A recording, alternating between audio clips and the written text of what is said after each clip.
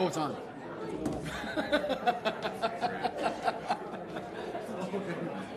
Mayor, go, it's on. We don't have to worry about it. We don't have to worry. It doesn't mean anything. Hey, It doesn't mean that they're on air. it means it's just- everything. Yeah, If you're that's on. Come on. not there, you're late. It's Pirates Cove. Mark, It's early. I got 6:59. Pirates Cove. No, that mini golf. That's in the Dallas. It's in the deli. There's a few of them around. There's one everywhere. It is everywhere. My kid threw a golf club. 2, 3, we ready to go? we're good. I'd like to call the regular City Council meeting for July 11th, 2023 to order. If you would please rise and join me in the Pledge of Allegiance. I pledge allegiance to the flag of the United States of America and to the republic for which it stands, one nation, under God, indivisible, with liberty and justice for all. Thank you and welcome to everyone this evening. Is there any additions or corrections to the agenda? No, sir. Seeing none, I'll move to approve the agenda. Second. Is there all in favor signify by saying aye. Aye. Opposed? The agenda is approved. We'll start out this evening with presentations, proclamations, and acknowledgments. And the first thing we have is 2 police officer oath of offices. Thank you, Mayor and members of the council. It is a proud day for the police department, an exciting day for 2 of our newest officers, or I should say they're in about their 13th month. So in the spring and the summer, just before summer of 2022, we had a hiring process to fill 3 vacancies. And 2 of those officers are here today with us. They started in, I want to say, was it May and June? June? All right, I knew it was close to there. But they've just passed their probationary period, and here they are to get sworn in officially with an oath of office. So I think what I'm going to have you do is I'm going to introduce them both. I'm going to go through the executive summary, say a few words about each of them. Then we'll figure out who's here in the room with them today. They have to introduce every single person that they brought.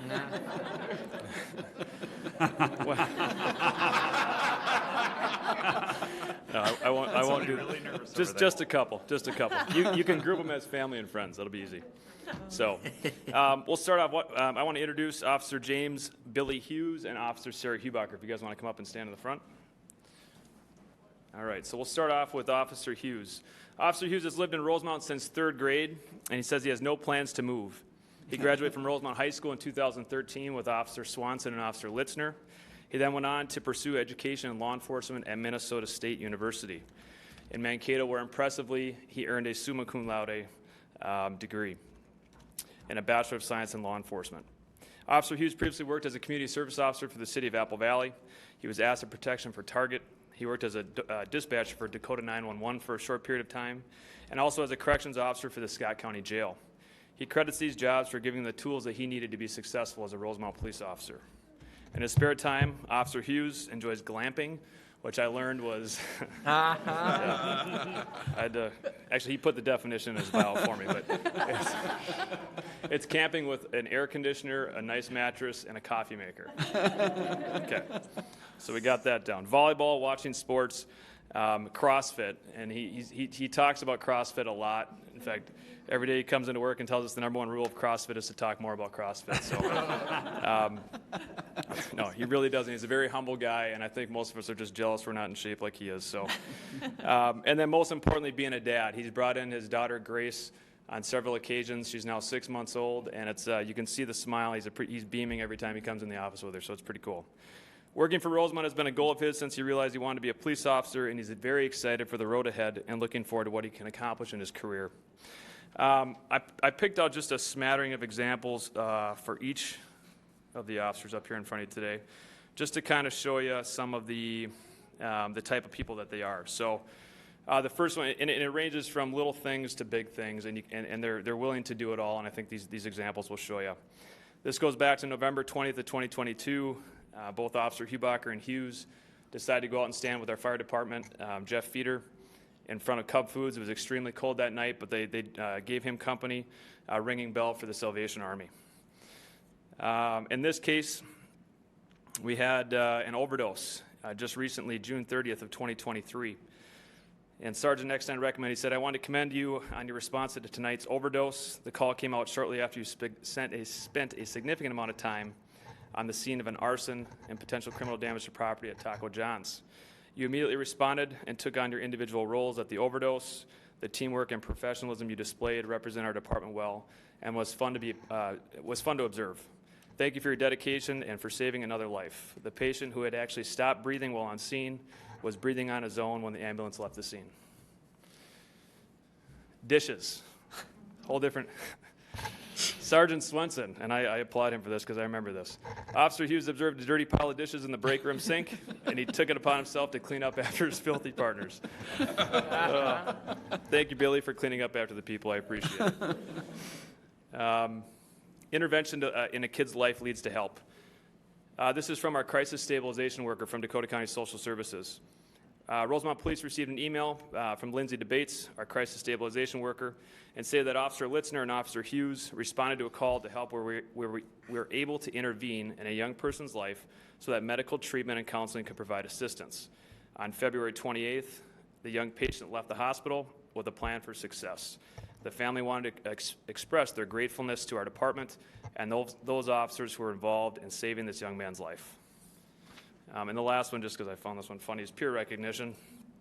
This is from his partner, Anna Semetovic, who happened to be inside preparing to do what's known as a breathalyzer, the DMT. And the arrestee decided to go to the bathroom in the back of the car. And so Anna was pretty worked up about it. Billy came in later and said, by the way, I cleaned up that nasty mess. I thought you'd appreciate it. So just did it without even being asked. So that is Officer Hughes. Now on to Officer Hubacher. And let's give him a round of applause.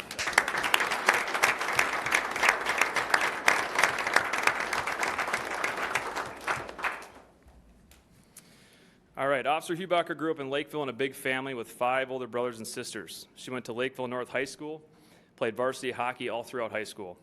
Following high school, she went on to play hockey at the University of Wisconsin-Superior and Concordia, Wisconsin. Officer Hubacher earned an associate's degree from Riverland Tech College in Austin, Minnesota.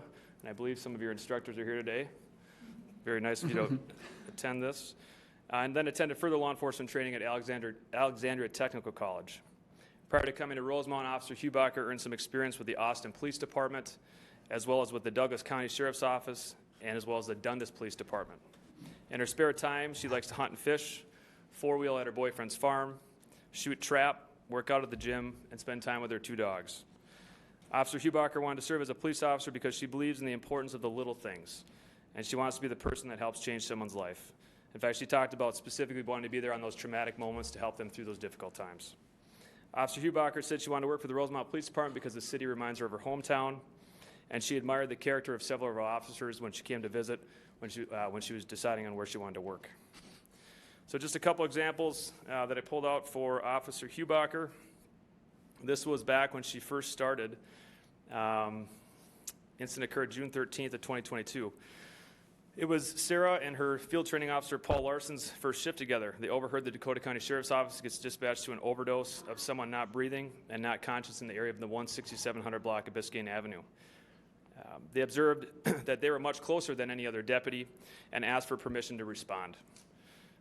The officers headed that way. Paul and Sarah were the first on scene and immediately began rendering aid. Sergeant Eckstein arrived a short time later and found the 2 in the basement with the patient. You would never know that it was Sarah's first day on the job. Those 2 were administering Narcan and opening the patient's airway, and after administering 3 doses of Narcan, medics and fire arrived on scene, and in the end, the patient walked to the ambulance.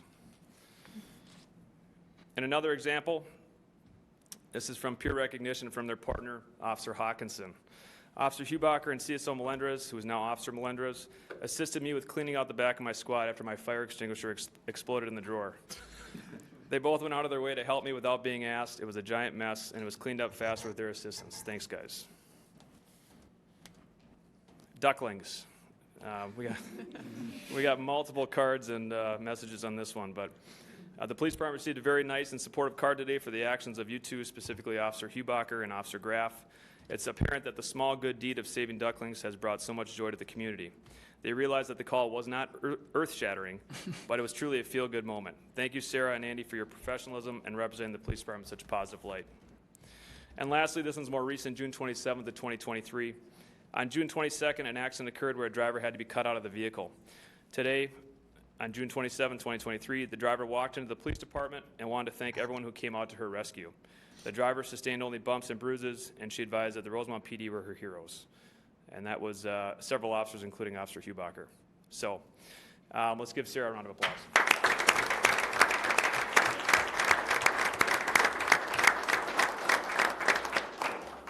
All right, and before we pin on the badges, I'm going to ask the mayor to come up, and we'll have you guys do the oath of office together.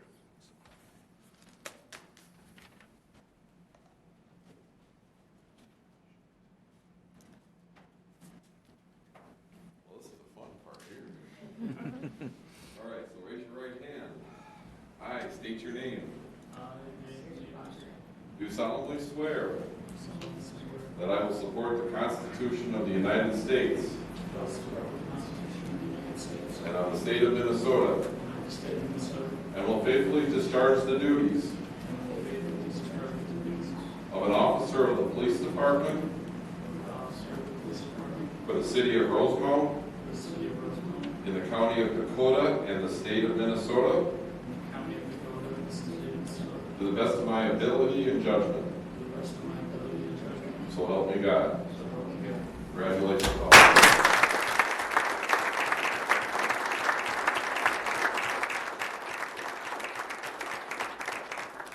All right, now for the fun part. You want to introduce who's going to be pinning your badge on and a couple people in the audience?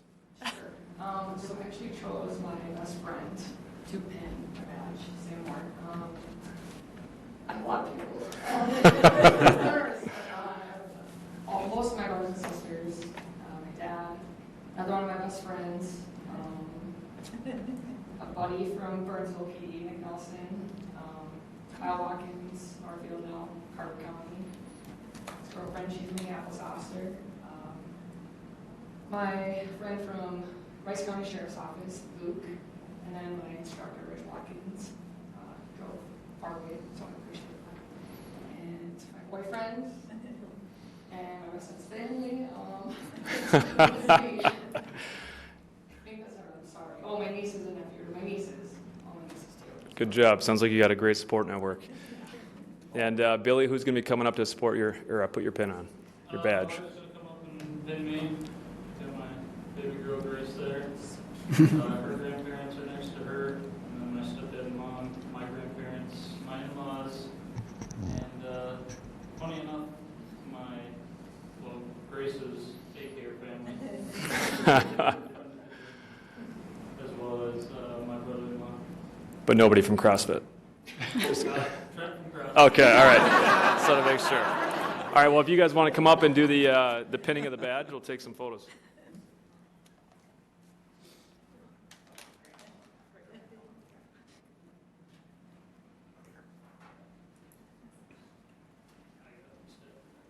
Tough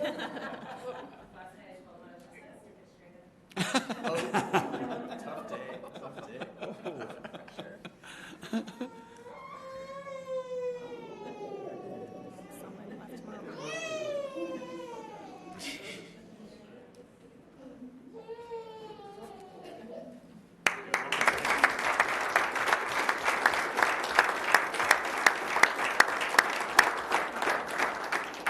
All right, so thank you everyone in attendance. As we typically do, we'll take a minute here to exit, and we're going to head over to the Steeple Center for some cake and refreshments. If you'd like to join us, everybody here is welcome, and we'll give you a few minutes to get out.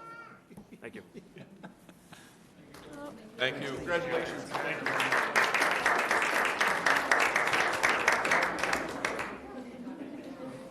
I always get around to I do too. I know. I didn't, I mean, Quite impressive people. Yeah.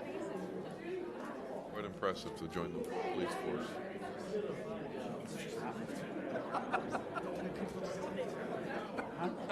They're not used to it. I've heard that from so many people. Have you really? Oh, yeah. Have you told them that? Oh, yeah, they're not used to like public recognition. All the guys are saying that. Never would have guessed. I've heard that one before. We could raise. I believe so. That is true. All right, with most of our audience leaving us, we'll continue on. That completes our presentations, 3A and 3B with the officers joining the police force here. We'll move on to item 4, public comment. Anyone wishing to come before council at this time to address the council on any subjects not as part of the meeting agenda. Anyone wishing to do so may come forward, state your name and address, and limit your comments to 3 minutes or so. Yeah, you can come up here. And seeing no one at this time, we will close public comments. It completes item 4. We'll move on to response to public comment number 5. I don't believe we have anything to respond to. No, sir. Thank you. That completes 5. We'll move on to consent agenda number 6. We have items up. Anyone wish to pull anything from the consent agenda? I'd like to pull item 6C. I'd like to pull item 6F. And I'll pull 6J. So with that, would someone like to move the consent agendas, items A, B, D, E, G, H, and I? So moved. Is there a second? Second. Motion by Fresky, second by Tyson. Roll, please. Essler? Aye. Limple? Aye. Weisenthal? Aye. Tyson? Aye. Kresge? Aye. The consent agenda is approved. We'll continue with the item 6C, the first one up. Councilmember Essler. So I pulled this one. I think this is good information for our residents, any residents who may be watching at home or watching on YouTube later on. If you can just give a little bit more background, specifically about the technology, but probably more importantly is the app that each of the residents will have access to, and what benefits that will have for residents. Sure, thanks, Mayor, council members. This item is for the approval of an agreement for software that we will have implemented a little bit later on this year and carrying into 2024, but essentially what we're doing is converting our meter reading system for water meters over to what's called a fixed base system. Currently, a couple of staff that we have under finance that do the utility billing have to drive around town and gather meter reads every month, right, Tia?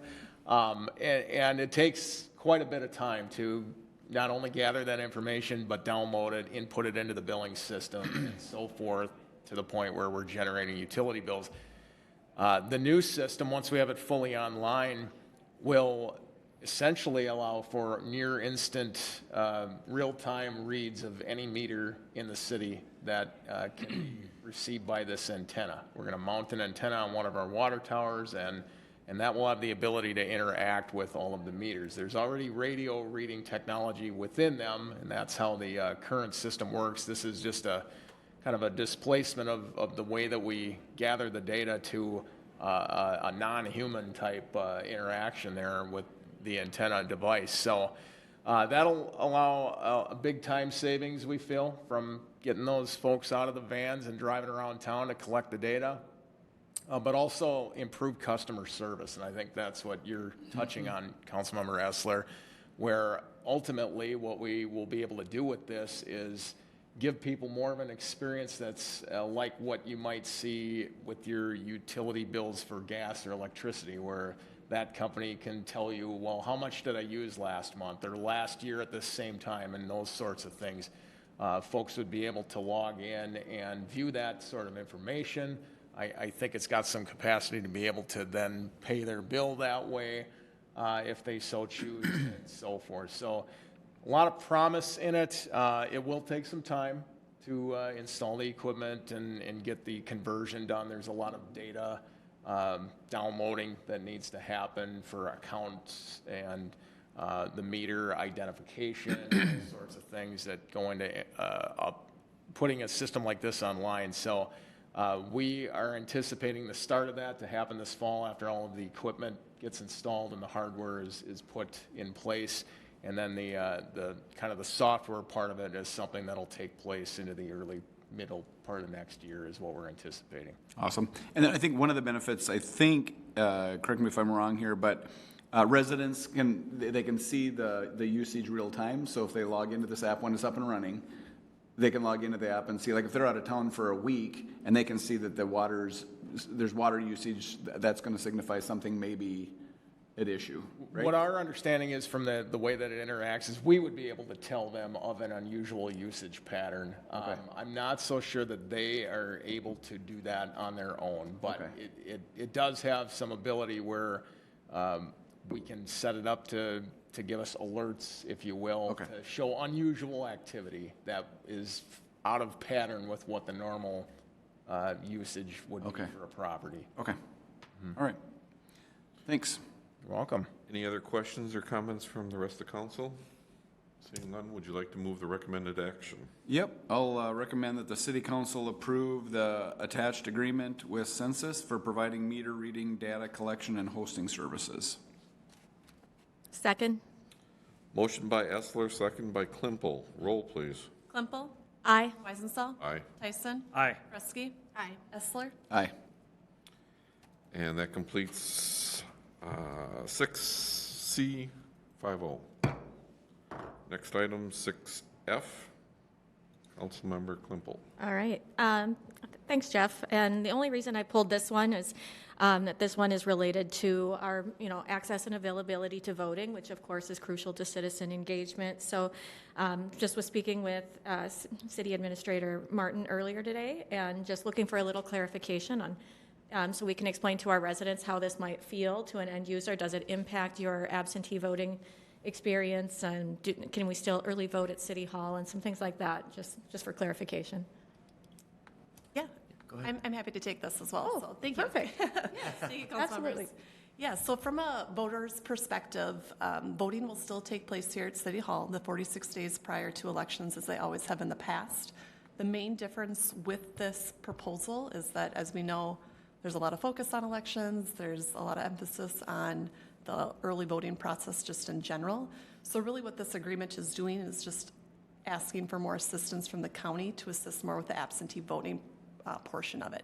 Early voting, absentee voting will still take place here.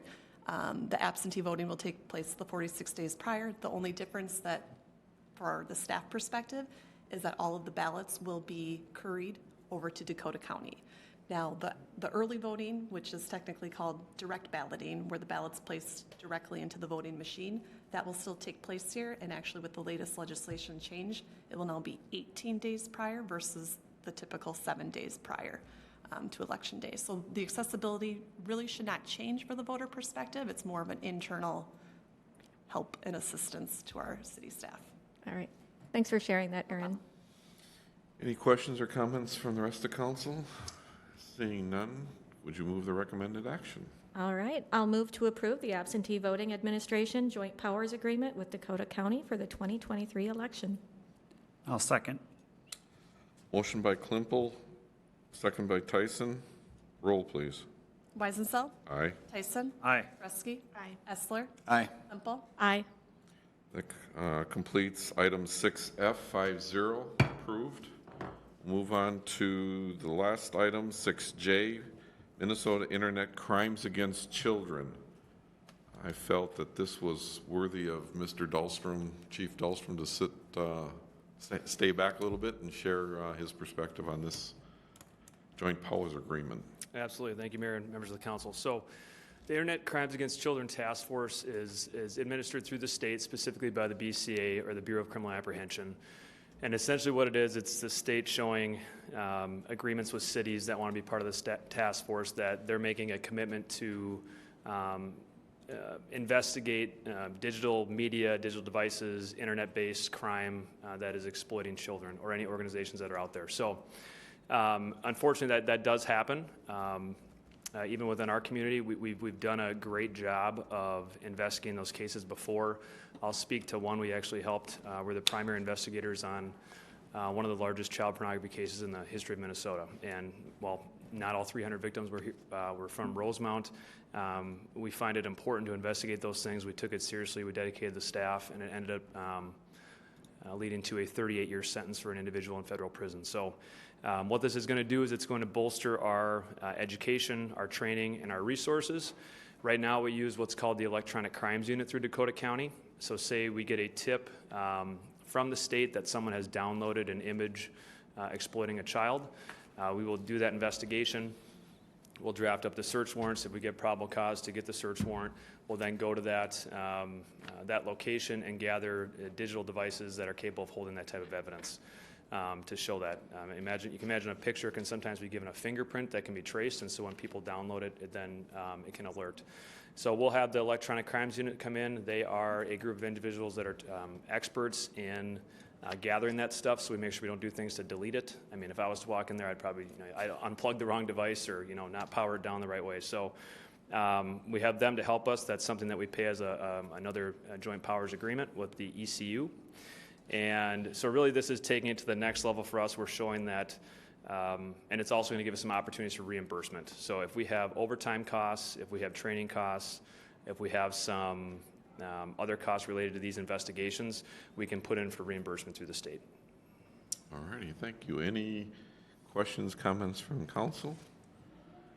Seeing none, I'll move the recommended action for the approval of the joint powers agreement and resolution between the City of Rosemount Police Department and the State of Minnesota to join the Internet Crimes Against Children Task Force, ICAC. Is there a second? Second. Motion by Weisensell, second by Essler. Roll, please. Tyson? Aye. Kresge? Aye. Essler? Aye. Semple? Aye. Weisenseld? Aye. And that completes 506J, approved. And just to complete the consent agenda, in the original motion, we approved bills listing, minutes from the June 20th, 23 regular meeting, minutes of the Dakota County Electric Crimes Unit Joint Powers, the donation acceptance from American Legion Post number 65, which I believe was $3,000, naming of depositories and financial institutions, a change order regarding the Flint Hills Trailhead and Park Building Project, the JPA Vermilion River Watershed Cost Share for PWPD Stormwater. And with that, that completes consent agenda item number 6. We do not have a public hearing or unfinished business. We moved on to item 9, new business. First up, awarding of the sale of general obligation bonds. Our finance director, Ms. Tia Malika. Is it Malika or Malika? Malika. All right. That's all Tia right. Malika. That's all right. She's so happy. I'm excited. Mr. Mayor, members of City Council, it's been a great day in finance and admin and really everywhere. It is a good day. I'm ecstatic. At the June 20th City Council meeting, City Council authorized us to go out for bonds for the general obligation street reconstruction capital improvement bonds, which are for the 2023 street improvement project, the extension of Akron Avenue, and the Police and Public Works campus. So competitive bids were received at 10 a.m. this morning at Baker Tilly. It was a great result. And Doug Green is here from Baker Tilly to provide more information on that. I'll let him have the thunder. All right, thank you, Tia. I understand you were kind of busy today. You could have given this, but yeah. But anyway, Mr. Mayor, members of the council, it is great to be here. Sorry I missed the groundbreaking, but some people have to work. It was just a VIP event, I hear. Yeah, right. Right. Heard you were a little busy today. Right. So anyway, as Tia mentioned, we did take beds at 10 a.m. this morning. Some sleepless nights, lots of fingers crossed and everything. I was cautiously optimistic the whole time, and it knew it would turn out well, and it sure did. So let's go through these quickly. Start with this mouthful, general obligation street reconstruction capital improvement plan bonds. For the 3 projects that Tia just mentioned. We call them that long name simply because that's what they call them in state statutes. So what you have here is the cover of the offering document, the preliminary official statement. It's about a 40-50 page document that staff, that Logan, Tia, and others were instrumental in putting together. It's the offering document that is put out there to the world. It's like a prospectus that we get in the mail sometimes that just goes in the recycling bin, but it is an important document that lists everything about the bond issuance. And like I said, investors, underwriters and investors use that to make their investment decisions. So we had a great reception. What is that, 12, 13, 1, 2, 3, 4, 5, 6, 7, 8, 9, 10, 11. 11. We had 13 sign up, 11 bid, which is pretty typical. The winning bid was by RBC. At true interest cost, true interest rate of 4.03%. You can see all the bids from top to bottom were very close. That's what you're hoping for, a competitive bid, that somebody gets a little more aggressive. And that's certainly what happens here. This also just shows, certainly got fair market bids. A month ago, well, we've been playing this about 2 years now, but about a month ago, we probably had a little cushion in there, but not looking at 4.6%, and again, it came in at about 4.0, so significant reduction in annual debt service from what we were looking at just a month ago. And speaking of that, the top part is for the Police Department Public Works facility, breaking out these two between streets and the Police Department Public Works. Like we've talked about in the past, this is a huge bond issue for the city, but it's not all going on the property tax levy by any means. About half is. So you can see there about $2 million on the levy, $680,000 on the water and sewer, and $170,000 per year in debt service, principal and interest on the stormwater fund. And with the levy portion, we have the ability to structure the bonds, each principal and surety, the way that fits our needs, and so we're ramping that up slowly. It'll be a $50 increase on the average value home for the first 4 years, and then it levels out after that. So then moving to the much smaller piece, the street reconstruction projects at $3,750,000. You see divided out about 2/3 on the levy in the water sewer portion. The stormwater paid cash for its portion.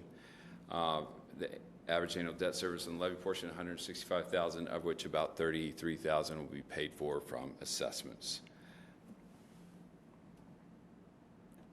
So if there's any questions on the Series A bonds, we'll move to the Series B. The timing of all this is just uncanny, the way both these bonds came together at the same time, have the groundbreaking today, sell the bonds at the same time. I think it's just meant to be. Again, a totally separate offering document, because they're different securities. These are taxable. So the interest earnings for the investors are taxable, unlike the Series A, which are tax exempt. So completely different buyers, requires a different offering document. Received 5 bids, which is very good. A winning bid by Raymond James at 5.2. We're estimating 5.4 last month. There's not as much general obligation taxable paper out there in sales, so we almost know exactly where. So we had to look into it a little bit more, but again, came pretty close to where we thought it would be, looking at it yesterday. A little different. This is the sources and uses of the bond issue. Again, this whole amount, the whole $45 million, is not being paid by the city. The city's portion is at the top, $21 million. You see there a small reoffering premium. If you're wondering what that is, we provide bidding flexibility to underwriters and allow them to pay to purchase each principal maturity at a discount par or a premium. This is just a very small premium, so we take that money and put it into the debt service fund. We do pay, it's a wash, we do pay slightly higher coupons, but again, on net, it's a wash to the city. So that's what that is. Again, the city's portion is $21 million, and that equates to $1.4 million annually. I believe we were looking at about 1.6 before. That's what we had modeled out. So it's very good. And Lifetime was very, very happy as well. We were able to structure their portion. I don't get into it here, but structure their portion such that their annual debt service increases 1.5% each year. That's what we wanted, so that's what we could provide. And it wasn't It didn't affect the city's repayments whatsoever. So not most importantly, but importantly, through this process, we did go through the credit rating process. Obviously, the market wants to an independent third-party verification of the city's credit, and that's what Standard & Poor's provided. And given the fact that we were issuing, $95, $100 million in debt, we were a bit concerned, but we're very happy to have our credit rating affirmed at AA+ stable. And this is just a cut and paste. I believe the rating document was sent around. This is just a cut and paste of the summary of it, and I'll just go through it quickly. Just as very strong financial position with strong fund balance. You stay within your policy. A good cash position, which takes into account both governmental funds and enterprise funds. Very strong management. You have your policies in place. You stick to them. You come in. You have your long-term plan. You have your capital improvement plan. All the things that a well-run, managed city should have, you have, and you stick to it. The third bullet, we know, especially with the school referendum, on top of this, we're going to have a large debt burden as they calculate it, but it is what it is. And like we've talked about before, a lot of Minnesota cities do have a large debt burden as compared to other cities throughout the country. And then the fast-growing economy, obviously, and just well suited for growth in the future. So this is really on paper. What you're looking here is the analysts took this information, and they frankly could have done this part of the analysis without any kind of interview or presentation by the staff. And because it's there in the financial statements, it's there in the official statements. And you never know, but I would suggest that given the size of this issue, that we're going from $3 million outstanding debt to about $100 million, I'm pretty convinced there would have been a downgrade had it not been for staff's presentation of the city's finances, of the city's economy, and just to tell the story about where it's going. So I put this. It's information you've probably seen before. It's information you've probably presented before in various fashions. And I did just put the cover on this here. I'm sure they could provide it to you. But again, it just talks about where you are. It tells a story about where you're going. All the great amenities here, the school district, the socioeconomic of the area, and in the future growth, but primarily residential and commercial, and the recent commercial developments. So, it really was. I think the difference. I mean, this probably won't be a surprise to you, but Logan, Adam, and Tia do a great job telling the story of the city, the financial condition, how you go about your business, and I really think it was a difference in keeping that AA+.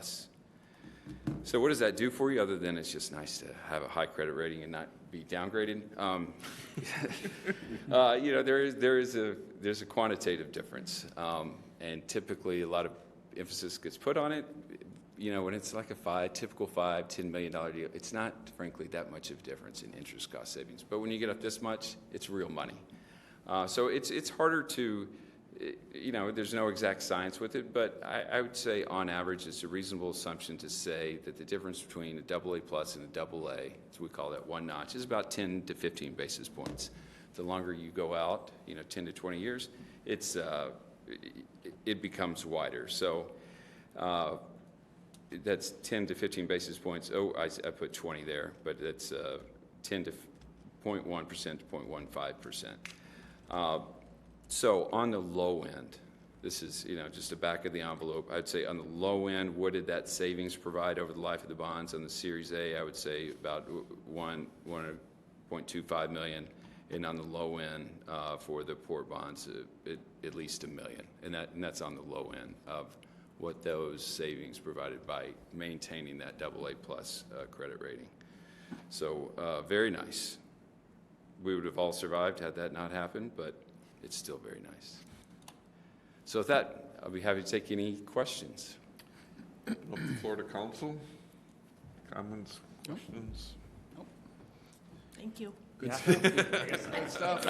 didn't do anything. Everyone's worked 2 years on it. I was a small part. And But- it's been a pleasure. It's been a fun bond issue to work on. It's been a challenge. It was a challenge today. It's the whole thing, but that's, those are the fun projects. And it's great when it turns out well. But I know everyone. Councilmember Tyson. Yeah, I was just going to say, being new to this process, I was, one of the things that I think was very evident from the very beginning is the collaboration between staff and Baker Tilly, the way you guys work together for the ultimate goal of just putting a good story together, painting that picture, and I think this is the result, so congratulations. Right. Thank you. I would offer an sincere appreciation. I think it's nice we aspire to higher ratings, the AA plus, and then when you get a chance to actually use it, things suddenly change or not. And so it was once when I heard that the call results were positive, it was like, this is really good. And I know the intense amount of work that went into the preparation from staff and yourself. Kudos to all those efforts, because it obviously it's paid off here. We see that with the results, so appreciate that. I was just following their lead. Mayor, I think it's really interesting to note too, and Doug is very generous, but you guys said it right. Doug has been phenomenal to work with, and Baker Tilly's been wonderful. Adam and Tia crushed it in our interview. It's been really, really cool to see. But Doug, I think I saw a comment today, and I know you were running around all day finalizing the numbers, but going down from 4.6 to basically 4.0 flat over the life of our bonds saves us up to about $7 million. Is that still a pretty good number? That's what we looked at. Right. So, that's I interest mean, costs over 30 years. That part of that's AA plus, a part of that is just we had a good performance this morning at 10 a.m. when we were out bidding, and that's the 11 bids, and that's Baker Tilly's ground pounding to do work to get bidders. So $7 million on our side on just the PDPW savings on a lifetime, and the port side as well. That I think I saw $3 million saved for lifetime, and probably a similar save for Rosemount on the port side of lifetime. So it was a really good day today in the marketplace. So yeah, It's a better number, Logan. It's Actually, 12 million. Cumulative, right? Yes. Yeah, yeah. Well, yes, for the PDPW. Is it went up from 7 to 12? There you go. Keep adding those numbers up. right. Doug and I had a great chat about this. Right. We would have made it work, but it certainly helps. No, but I think it's important just to kind of spell out that, these are big numbers. And when, somebody's watching this right now, they think, what is the debt that the city's taking on? So to hear that you guys doing this due diligence, saving the city, saving the taxpayer, those kind of dollars is tremendous. So thank you. Hugely significant. Yep, absolutely. So thank you. Thank you very much. With that, I look to council to move the recommended action. I'll move to adopt a resolution. Nope, hold on. I'm on to the next one already. 130, page 198. 130. Hold on.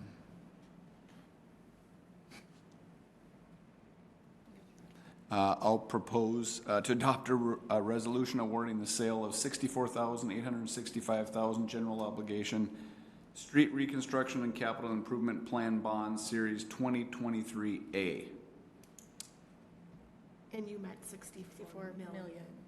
Yes, 64,865,000. Okay, just want to be. Yep. You're the finance guy. Should probably get that right. Is there a second? I'll second. All right, motion by Essler, second by Fresky. Roll, please. Reski. Aye. Essler. Aye. Lumpel. Aye. Weisenthal. Aye. Tyson. Aye. And that is a 5098 completion. Like that one. That completes 9A. We'll move on to just one follow-up comment. I noticed that we did have 2 bonds in there. The other action will be taken at the Port Authority, correct? That's correct. Mr. Mayor, members of the council, sorry, I didn't clarify that. Those are, by state statutes, Port Authority bonds. We're all staying in our lanes, you know, city council. Well, actually, Port Authority. right, we have the authority, the Port Authority has designated people to approve it based off certain parameters, and so we can do that this evening as well. So, not informally, I'm sorry, Mayor. Right, we're chatting with the pricing committee and that. And Right. The The Port Authority. Port Authority has There'll given. be a future action from the port because That's it right. got delegated to the pricing committee. Yeah. That's right. So we don't have to do anything at the council level to, okay. Nothing at the council Yeah, level. we gave it to the Port Yeah. Authority. I should have clarified that earlier. Yep. With that, completing 9A, we'll move to 9B, accepting bids and awards for the contract. That would be, I'm looking, I guess, to Mr. Egger. Thanks, Mayor. Well, from news about one amazing performance to another, I don't let anybody down. I'm going to say it's a great day in Public Works. I hope. Oh, good. Trademark that to you, but thank you. Yes, and now to put some of this money that we just got approval for to work. You have in your packet a resolution to award bids on the Akron South Extension. This is a project that would pick up from where the Amber Fields development built an extension of Akron Avenue in 2022 down to just south of 148th Street, which is the east-west spine road that goes through the first phase of Amber Fields.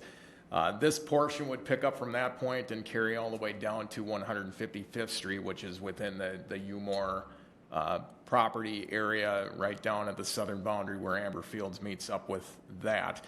We also had great competition. Bids were open back on May 12th, and we too had 13 of them. I don't know if there's anything special about that number. Hopefully it's not unlucky. We don't think it is. We got great results, actually. A range of about 4.6 million up to 7.8. But the low bid of $4.642 million and change was 1.3 roughly below our construction cost estimates. So we're bringing home a big win on that. The low bid on this one was submitted by Northern Lines Contracting, and you may remember they also submitted the low bid on the neighborhood infrastructure improvement projects just about a month ago. So they'll be busy in town should you award this contract. With this project, and I think I touched on this maybe when we got the approval to go out and solicit bids. We do have some cost sharing between the city, the university, and the developer of Amber Fields.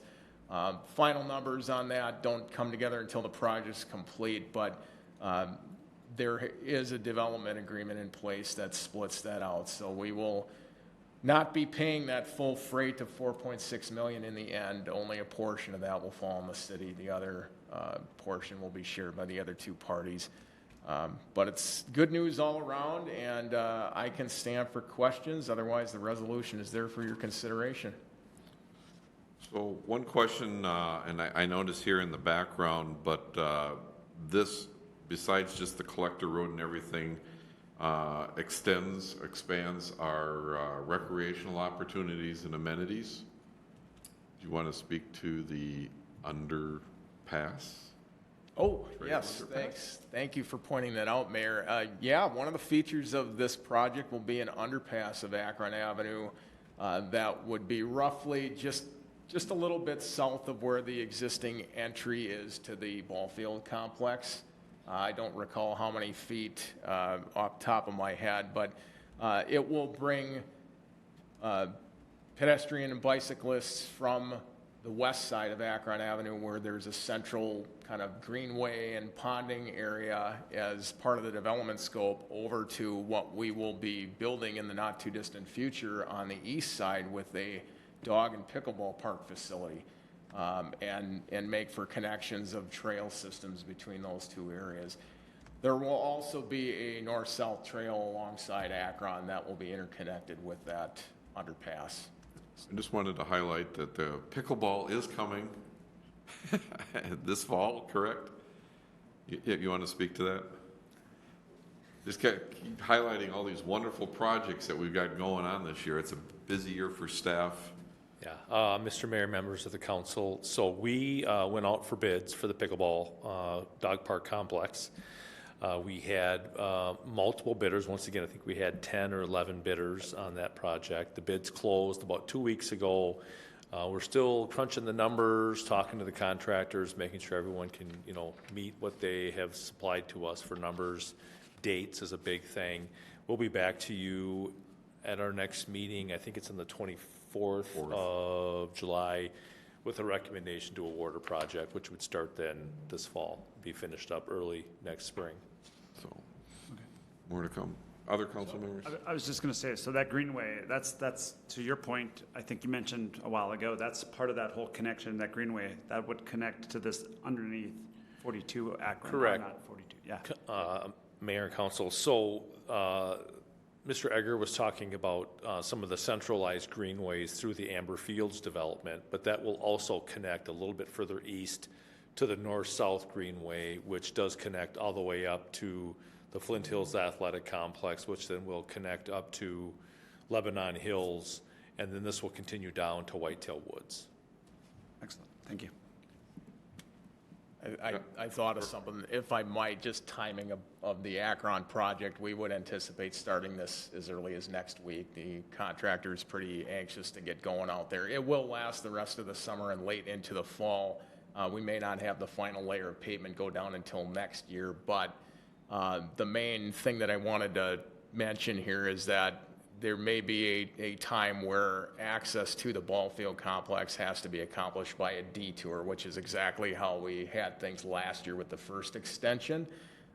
Contractors proposed some ideas about maybe an alternative to that, but we're still hashing that out. So for now, I'm just going to say, yes, there will be a detour. Maybe a possibility we could avoid that, but I don't know yet. So just as a follow-up to that, where would residents be able to see that? I'm presuming there's a project update on the website? We'll put some news about this one on the website. But there will be, if there ends up being a detour, that will be trailblazed with plenty of signage along the route. So it won't be something that will be subtle. Yeah. Mayor and council, we also connect with our AAA folks directly, providing all their program coordinators with maps, giving them a heads up. The timing of this project that Mr. Egger's talking about actually works out really well with the baseball and youth softball schedule. I think this weekend coming up is state tournament time. Yeah. So really the baseball season is starting to wind down a little bit. We'll have a little bit of impact on fall baseball and some things like that out there, but it's not nearly like if we would have started this project 5 weeks ago, we would have been in the heart of baseball, softball season, and that would have been a little bit harder to deal with, but it won't be an issue for us going forward this fall. So all this growth is a good thing, but working through it with our residents and all the other activities that are going on, again, appreciate staff taking that into account and letting residents know that, the planning is occurring around those type of things. Other comments from council? Questions? Nope. Anyone like to move the resolution? I'd like to make a motion to adopt a resolution accepting bids and awarding the contract for the Akron Avenue South Extension Project, City Project 2023-01. Second. Motion by Tyson, second by Essler. Roll, please. Essler? Aye. Semple? Aye. Weisenthal? Aye. Tyson? Aye. Kresge? Aye. 5-0 approves 9B. That completes all items under new business. We'll move to announcements, city staff updates. Mr. Martin. Thanks, Mayor, members of the council. A couple items tonight, as mentioned and as indicated. I think you've noticed throughout the agenda, we've been quite busy the last few weeks and had some pretty big highs lately, two of which that I want to call out just to make sure residents can find online and take a peek at. First, last week we were able to break ground on our Police and Public Works campus. Historically important day in the city. Our cable commission pulled together a really neat video that'll memorialize that for a long time coming, and would encourage folks to take a peek at that on our YouTube page and social media. It's available all over the place. It was a really meaningful and a really neat event, and it's pretty cool to see it come to fruition and see shovels in the ground. We also have a landing page on our website. It's going to get updated weekly by our construction manager, Carl Sanderson, so if residents want to take a peek at that. There'll eventually be videos on there, some drone shots, and some live, not live, but a compilated check-in video of every week as work happens. So go to the city's website and navigate to the Police and Public Works project page. You can take a peek at the status of that project, and then drive by safely and slowly on Biscayne and rubberneck it like I do every day and take a peek at the project. And the other one that's good for a daily drive, if you're me, is Lifetime. Broke ground today on Lifetime, which is pretty unbelievable. Dan Schultz is in the back of the room. He and I were just chatting again before this that it's really hard to believe that it's real and it's here. And Dan and I have been on this project since 2017, specifically the Lifetime thing. But then for a decade almost before that, under Dan's leadership, it was going on. And so huge kudos to Dan and what a really fun partner it was to work with on Dan on that. And then as we've come to the finish line, Tia, Nick, Adam, the whole team has gotten pulled in on that project. But a first of its kind public-private partnership to team up with Lifetime, where the city owns the building, city operates as the bank, as you just saw with Baker Tilly. And we had a really cool event today, so a video will be coming out from that as well. I think I already saw it's already on Pioneer Press, so take a peek and follow media on that. But a couple of big items this week, and just want to make sure residents know what's going on in their city. So with that, I'll toss it back to you, Mayor. All right, and just wanted to personally thank all of the staff that's involved with this, those that are present and those that are working behind the scenes as well. Residents should really appreciate that we have an outstanding staff that's making these projects happen. Council can come up with the ideas and the visions for these things, but executing on these things, we really appreciate staff in doing that. And I see Dan wants to jump up here and share something. Real quick, we've all been real busy with so many projects and things going on in town, but it is time to celebrate. And with that, Leprechaun Days is right around the corner. If you've been out and about in Rosemount, you will have seen the large signs at the entrances to the community. Leprechaun Days this year is July 22nd through the 29th, and we will have the chairperson at our next meeting to give an update. Because of the shift in our meetings, we did not get him to this meeting, but we will definitely have him at that first Monday of the Leprechaun Days week, and he'll give us an update. So Steve Kath will be here for that. But I just want to remind people that it's kind of the time to celebrate in Rosemount is when Leprechaun Days happens, and that's right around the corner. And City Council will be there to share all the wonderful things that are going on with residents. Those that are watching, and tell your friends and neighbors, come out. We'll have lots of displays up and opportunities to speak with us on the future of Rosemount, which today looks pretty rosy. Looking to the rest of the council, anyone have anything to talk about regarding any of their collateral? I'll just add, leprechaundays.org is where you can find all the information about Leprechaun Days, including our event schedule.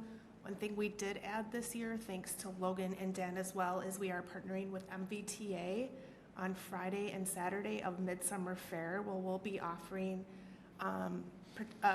visitors an opportunity to park at DCTC, jump on a bus and bring you straight downtown to try to avoid some of the gridlock that we do see there. So leprechaundays.org, and then if you follow us on Facebook, we will constantly be posting updates about the schedule, road closures, etc.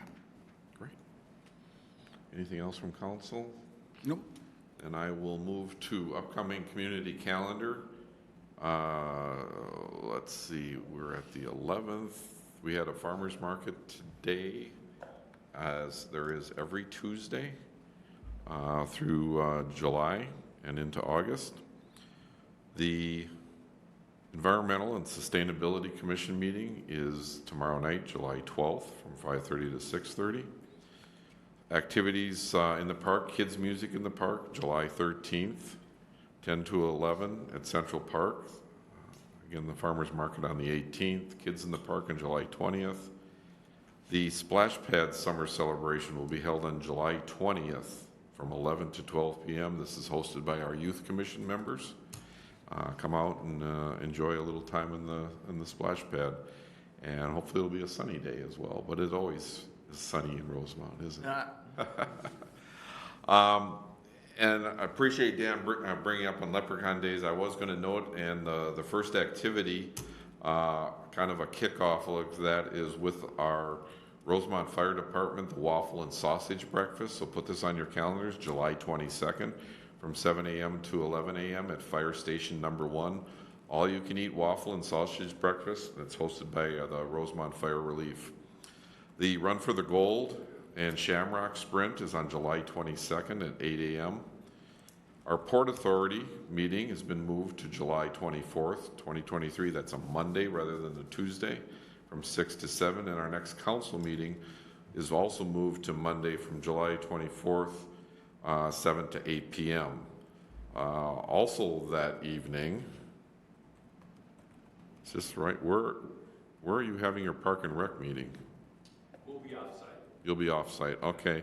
So 7 to 8 p.m. will be the Park and Recreation regular meeting, also on July 24th. And furthermore, on July 24th, from 7 o'clock, if you don't really want to come to the council meeting, you can go listen to the Rosemount Community Band perform at Central Park. Free concert by the Rosemount Community Band. Bring a blanket, lawn chair, and sit. This is a Leprechaun Days event. There's a bunch of things that are following up on that. I'll leave it to Steve Kath from the committee to come back on the 24th and respond to all the rest of those items through the rest of the week. Other than the Grand Day Parade is on July 29th, starting at 11 o'clock, going down 145th Street from Shannon Park to Cameo, followed by the Midsummer Fair. So with that, is there any other addition or actions to come before the council decide? Any further business? Seeing none, I'll move to adjourn. Is there a second? Second. All in favor, signify by saying aye. Aye. Aye. Opposed? Thank you, and we are adjourned.